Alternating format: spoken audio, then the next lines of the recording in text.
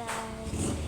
Guys, bago na naman tayo pag-aaralan ngayon tungkol sa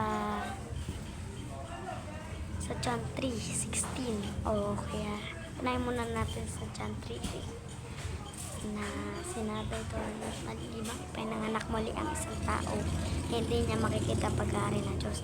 Sa English, except a man be born again, he cannot see the kingdom of God.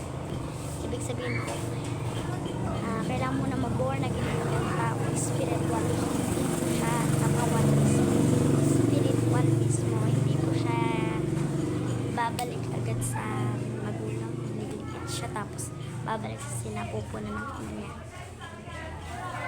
Ang totoo po niyan, spiritually mabubuhan natin. Yan po ang sinasabi ng Iran. Ang mga katulad hindi paniwala raw sa John 3:3. Kung mabubuhay ka mo. Sa John 3:16 naman po.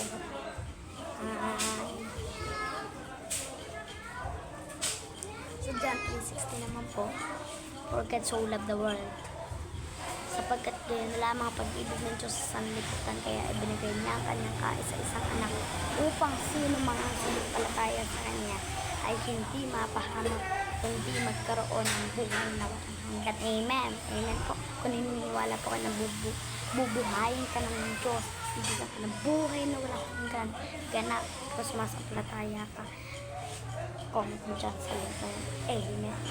At the blessing ka na yun. God bless. Thank you. God bless all.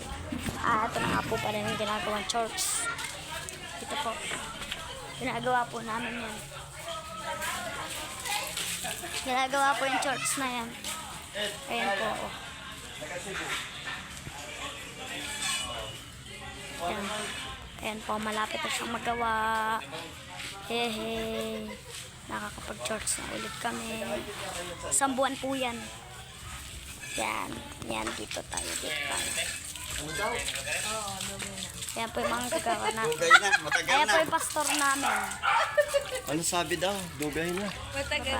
Dugay ka na din. Then, God bless you all. Kung naniniwala kang for God so loved the world, mag-comment ka naman nandiyan ng amen. At bibigyan ka ng blessing ni Lord. The name of Jesus, enemies that is dead, and we will shout it out, shout it out.